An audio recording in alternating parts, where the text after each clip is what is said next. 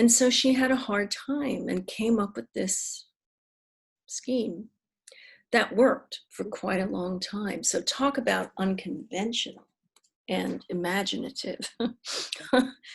If illegal, she was giving it to both the literary establishment and to New York elite snobs. It was quite stunning what she did.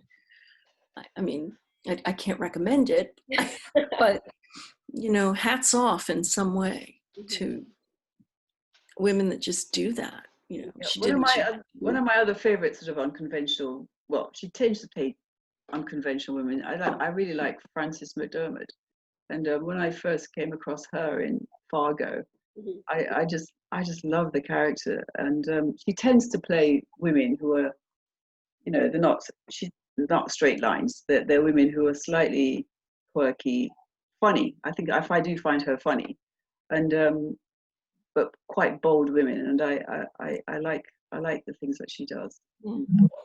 I have a sneaky suspicion that might reflect her character. I know nothing about her at all, but whenever Three Billboards Outside Missouri, is that? Yes, yeah, she was in that. Yeah, and I always have a feeling when I'm watching her, I don't think she's that different to the characters that she's playing. I don't know why I've come to that conclusion, but probably right.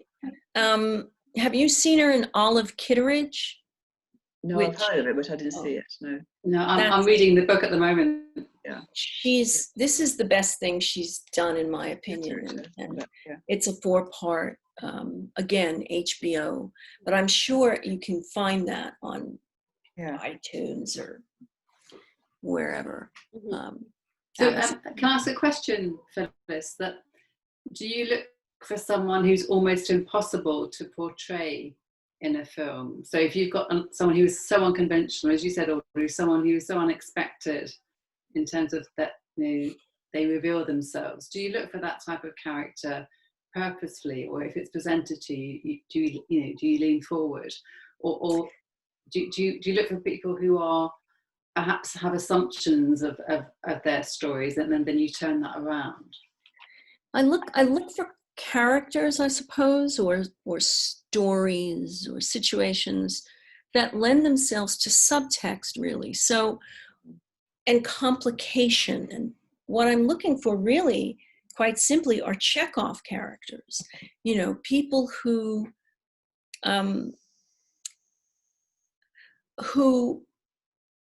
he presented and I strive to present without judgment. And this is really running counter to